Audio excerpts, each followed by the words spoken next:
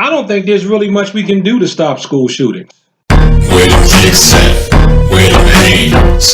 Where them holes? Where them throws? You know what I'm saying? You know, the things I like to turn to, like enabling more people to actually have a concealed carry permit so that responsible folks can stop people who want to go around shooting. A lot of people don't want to do that. So that's one reason why I say there's not really much we can do. Because the things that I think will work, we don't really want to do. Because people just want to be able to treat other people however they want. And they also think it's somebody else's responsibility to solve their problems for them. We also need better mental health care, in my opinion. But a lot of people don't want to hear that. You think that if somebody is insane, it's some kind of moral failing on their part, and not literally some kind of disease that's in their brain that affects the way that they think.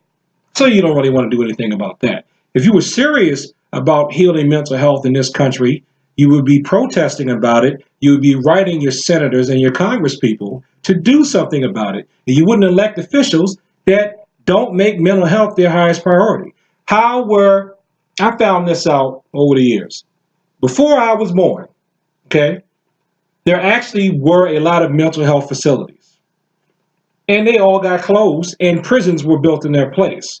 And I've seen at least 2 documentaries where they say, as the mental health institutions closed and they built more prisons, the prisons seem to fill. So you're basically using jail to house some people. Not that there aren't criminals in jail, I'm never going to say that, but you're housing people who are probably sick, not just criminal, who need help, who need medication and treatment, but now you just rather lock them in jail where they become a source of cheap labor. Now, please don't think that I don't feel bad for the victims of the shooting in Florida. I feel bad about that. I was of adult age when the Columbine shooting happened. I used to work with a guy that went to that high school. So when that happened, it looked like somebody had hit him upside the head with a stick because he went to that school. Okay? So don't think I don't feel any compassion. But what I do think is that when we are not going as a whole, and you know what? I want people to prove me wrong in this video. But I just don't see right now society taking it seriously enough. You know what I hope happens in March of 2018? There are a bunch of children who were in that shooting that happened in Florida.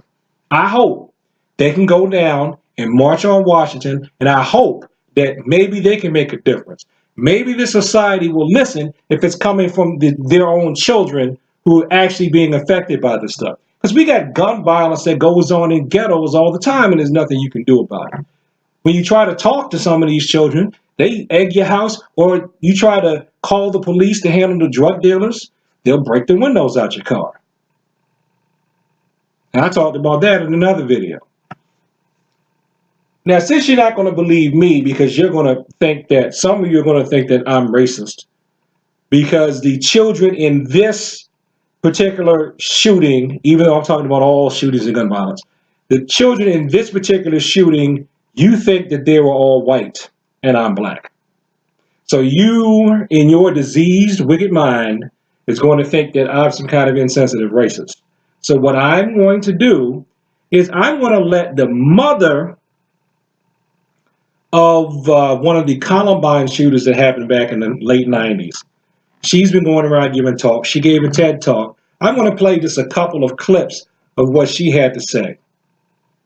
You know, basically, she's going to say what I've been thinking, but I'm glad that she said it.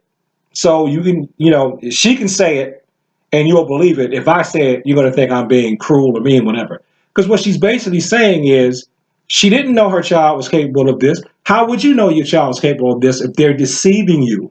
If they're lying to you, if they're withholding information, and basically that this can happen to anybody, but we still need to do whatever we can to help. How could you not have known?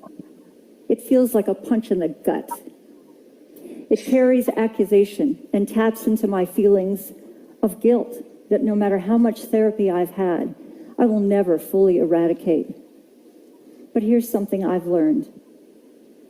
If love were enough, to stop someone who was suicidal from hurting themselves, suicides would hardly ever happen. But love is not enough, and suicide is prevalent. It's the second leading cause of death for people aged 10 to 34. And 15% of American youth report having made a suicide plan in the last year. Let me step in here and bring a little bit of clarification to what she said. She's saying that she sees the shooting that her son did as a suicide because he had suicidal plans that she didn't even know about. I've learned that no matter how much we want to believe we cannot know or control everything our loved ones think and feel. And the stubborn belief that we are somehow different, that someone we love would never think of hurting themselves or someone else, can cause us to miss what's hidden in plain sight. And if worst case scenarios do come to pass, we'll have to learn to forgive ourselves for not knowing, or for not asking the right questions, or not finding the right treatment. We should always assume that someone we love may be suffering, regardless of what they say or how they act. We should listen with our whole being, without judgment and without offering solutions. That's something you learn as a parent. You cannot always control what your children say or do. And no matter what you teach them or pass on to them, in the end, they're going to do whatever they want to do. And it's nobody else's fault but the person that chooses to do it. In the end, what I know comes down to this. The tragic fact is that even the most vigilant and responsible of us may not be able to help. But for love's sake, we must never stop trying to know the unknowable. Thank you. So what could we do as martial artists? Dare I say, no, forget martial arts. What could we do as people? How about the Taekwondo tenet of courtesy? You know, courtesy goes a long way. I bet if we would just treat each other better, that would go a long way to help prevent these type of tragedies. Because if we were kind and we really cared about what happened to people around us, and we were kind and we cared about people who were directly in our family, that kindness would help be a shield and help cancel some of this negativity. So we need to treat each other better, in my opinion, and we need better mental health care.